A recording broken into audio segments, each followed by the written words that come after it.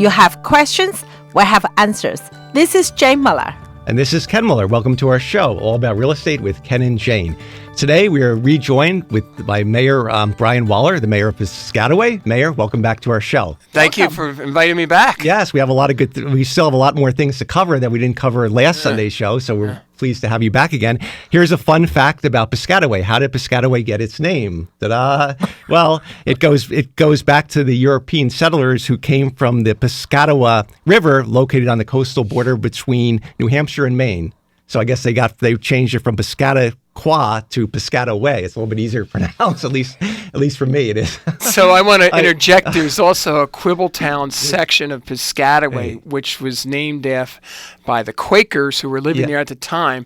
That the reason why it was called Quibbletown because they could never agree on anything, so they always called it the Quibbletown section of Piscataway. Because I guess quibbling is a word, right? That's it seems like So Quakers and quibbling, interesting. And also we were talking off the air that you were saying I think that Piscataway, as far as New Jersey goes, Piscataway was the first township to celebrate the 4th of July, right? That's correct. By order decree of General George Washington, who was head of the Continental Army at that time, after they won a battle against the British, they were in Johnson's Park, basically, celebrating, whereas General Washington ordered a round of volley of fire to be shot off by the 10,000 troops that were there, and evidently it was heard all the way down at Sandy Hook by the British. They thought they were being attacked. So that was really, by decree, the first celebration of the 4th of July, and it happened a year after the independence.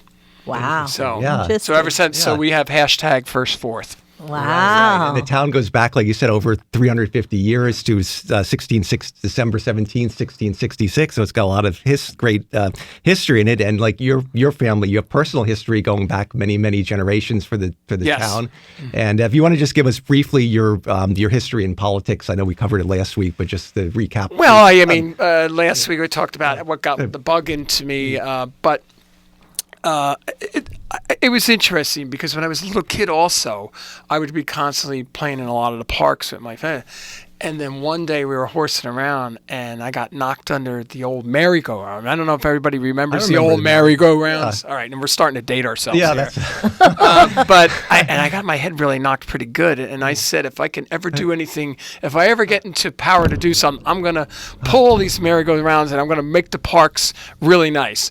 And lo and behold, when I got to be mayor, one of the first big initiatives I did was we revamped all 26 municipal parks with the most state-of-the-art playground equipment. Wow. So, and that was from an experience as a 9 or 10-year-old. Wow. Right. So, yeah. And we mentioned last show about all the corporations here. I think you have Colgate-Palmolive. Yes, we do. Right, because when I did consulting work, I was in that campus. Well, we love when people smile in this town. Yeah, yes, and you have all their teeth too. Yes. Right? Yeah. So that's another big. Yes, you have a lot of good businesses there. And we have the two largest distributors of Italian food products, Proforma and Ferrara Foods. Oh, Ferrara Foods, I know. Yeah, and that deliver, have all the from basically from Connecticut all the way down to the Carolinas, that they supply all the Italian food products for a lot of the businesses. Wow. Yeah, and then Stelton Road has a lot of the smaller businesses. Yes, all the mom and pop businesses right there. We also have a lot of food sciences buildings, cosmetics. If you use Chanel, that is the only manufacturing site in North, Central, or South America that covers this area of the globe. Oh. So if you use Chanel products, it's made in Piscataway. Wow. Oh, that was my mom's favorite. We have the North America headquarters of Louis Vuitton. Oh. So we love people looking good, smelling good, eating good. And smell good. Right there. And all this is, and as I said before, that we're the only area where you can go start from pre-K and already get a postdoc degree. The only thing you can't get in our town is a doctorate of law. Right. You can get everything else. Right. And let's talk about that. We covered that last week's show, but we didn't get to fully expand upon that. The opportunities that the mentoring program you have with with certain companies that they'll mentor the students and get them and cover their tuition, I guess, to go to Rutgers. That's correct. That's like a win-win program and a great. It was an initiative started, I believe, under Dr. McCormick at the time, who was the university president, but also was a Piscataway High graduate and resident of town, longtime resident of town. So it's between New Brunswick, Piscataway, Camden, and the city of Newark that they pick out students that they mentor them for a 4-year period, starting in 8th grade all the way up to high school. And if they maintain their grades right there, they get an automatic acceptance into Rutgers University. But more importantly is that they pay for the tuition for the 4 years. Wow. So they get a full ride. Wow. Right. Which is incredible. And how do they select the candidates? That is up to the school district. School district. I mean, there's look at financial needs. Yes, of course, financial needs is a huge part of it. Right. And they look at the financial needs and academics like that. Yeah. There. So, which is good because we want the university to be partnering at the education because we want to make sure that children are educated for the 21st century workforce. And that is another big thing that folks in the listenership may not know. The first thing, if a business is looking to move into the community, they'll approach the town, they'll approach the county economic development. They'll say, "Hey, what's your workforce like?" Yes. Because they're looking for, in this day and age, they're looking for people with technology savviness and a lot of things like that. And that's a big issue whether a business is going to locate in the region or not. And all has to do with workforce development. We may not think of that. They're always thinking, oh, maybe it's taxes or something like that. But no, a lot of it has to do with the availability of the workforce. Mm-hmm. Within a certain radius. For commuting, yeah. Yes. Yeah, absolutely. Yeah. So Piscataway is like almost 19 square miles. Let's talk about the public safety. Obviously, you and the police are doing a great job to keep the crime rates, keep the people safe, and want to talk about that. And that is at the local level. That's one of the fiduciary responsibility as mayors and council members have is public safety. Whether it's medical safety, law enforcement safety. We're very fortunate enough to have a very good police department out there that immerses themselves within the community. And I've always encouraged all of our employees to immerse themselves in the community. It's just not a job; it's a way of living. We encourage them to get involved in a lot of the recreational programs, and that leads to the fact that we do offer free recreational programmings to our young residents out there. So if, I should never hear a parent saying that their child says they're bored, because we have so many programs out there that are free of charge, where a lot of communities do charge for that.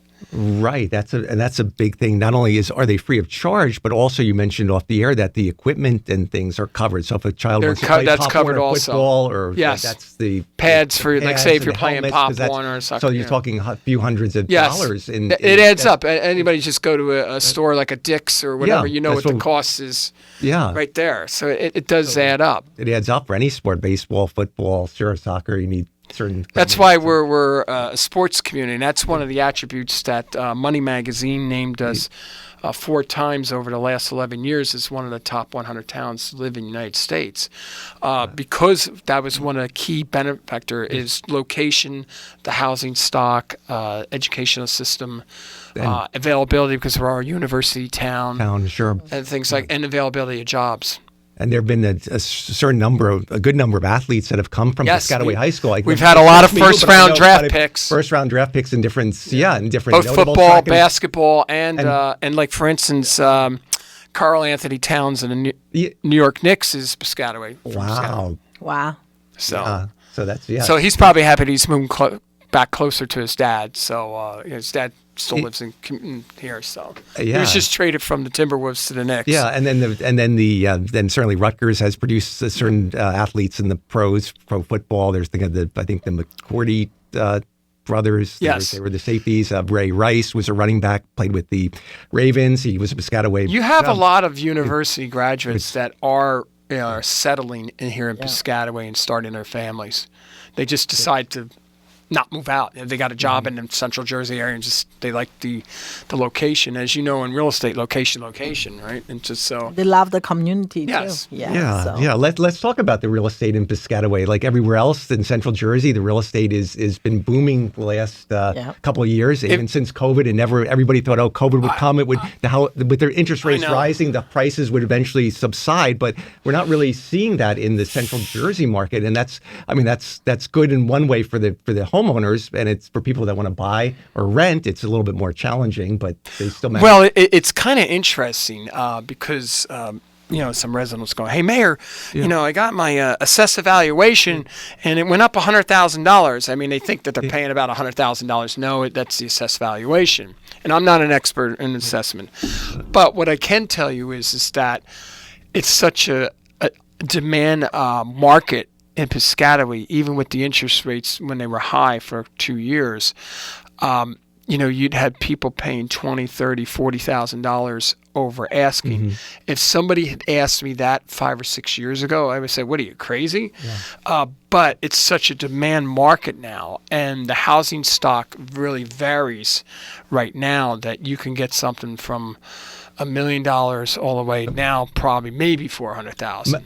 Right. Maybe. Right. Maybe. If you're lucky. And that's a big maybe. Yeah, that used to The be townhouse, the condos in the Society Hill there just fly off the shelf. You know what we're seeing now is back in the early 90s, to be very brief, we had a lot of folks from Staten Island moving in.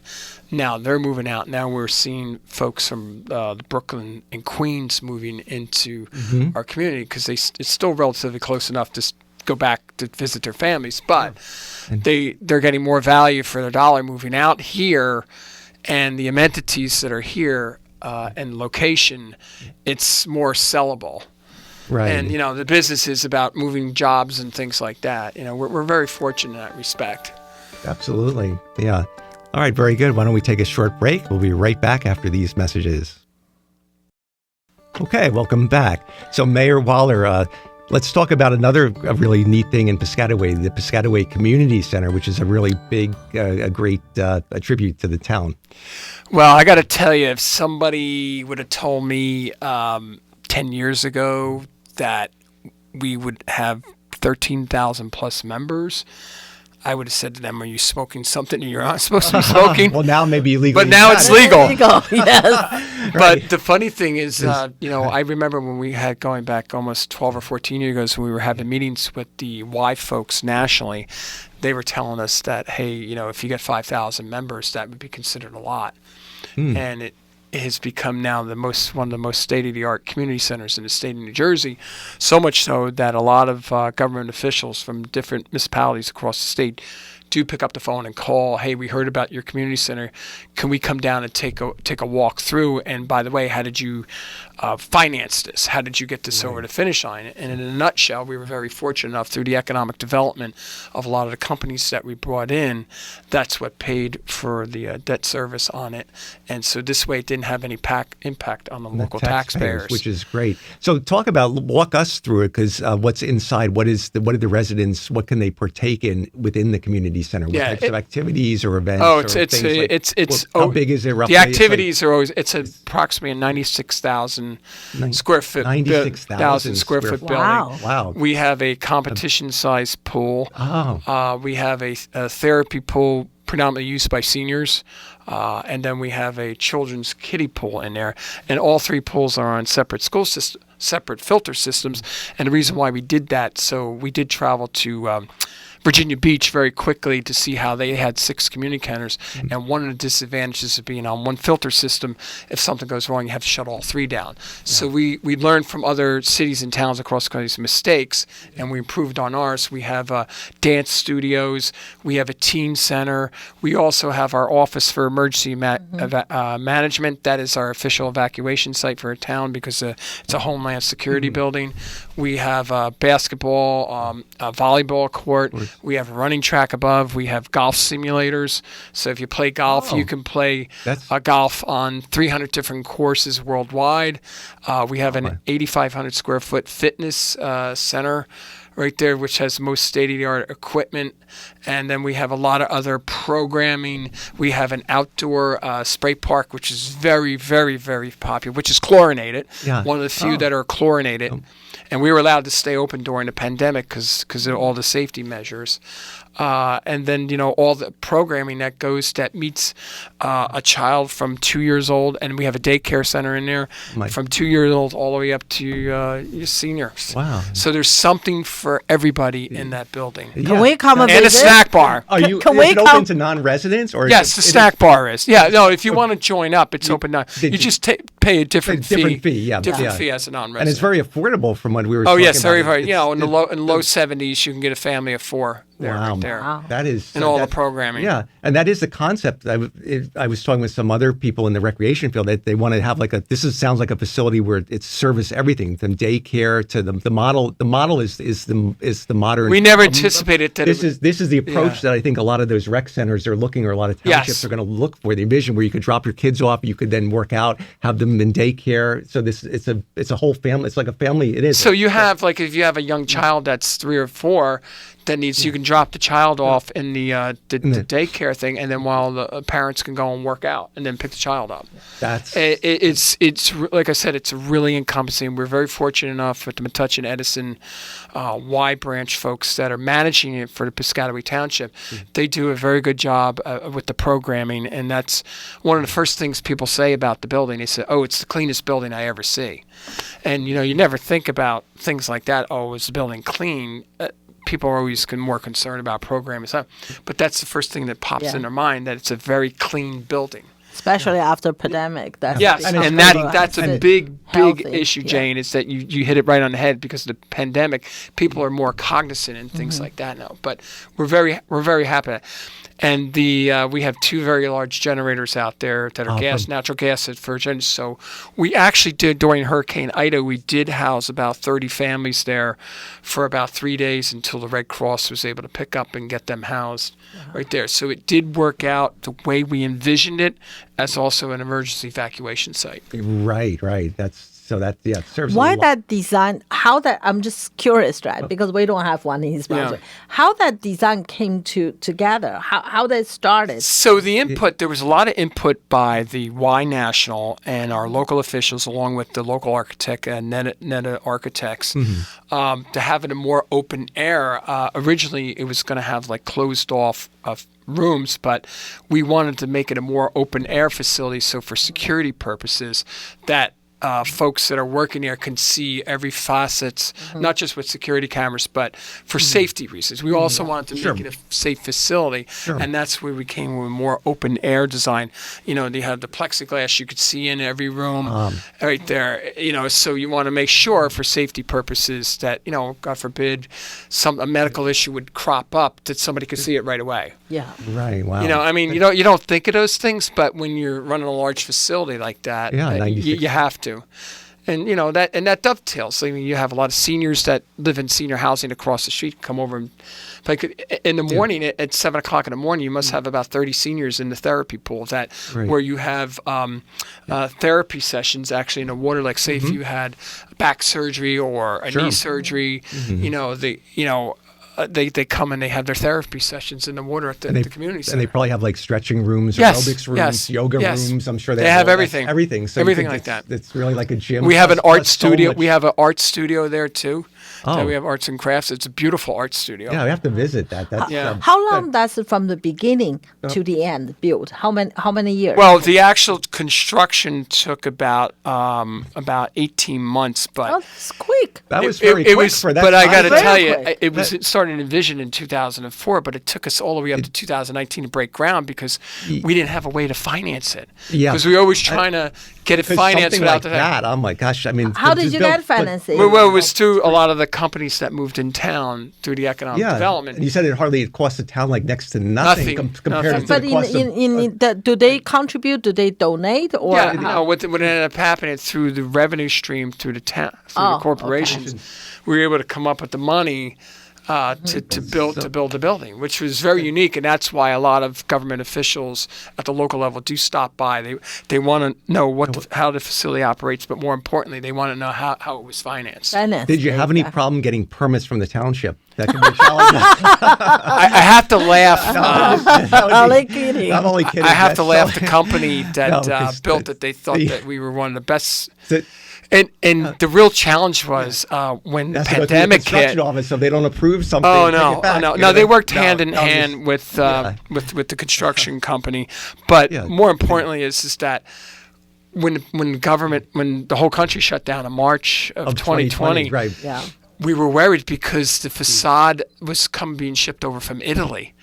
And fortunately for us, it was already on the boat coming over. Oh, Because then okay. Italy shut down, and we weren't going to. So there was a lot of nuances and headaches that were going on during the pandemic, as well as everybody else's everyday lives. Right. So we were one of the few projects that was allowed to continue because we were 70% complete. Yeah, and I guess the workers they And we opened they in had social September of distancing, and they 2020. just were doing their Yes. construction work, and it was out. Yes. Some of it was out open air, so it wasn't. And we had the most state-of-the-art system there for health stuff with all the health systems that were put in.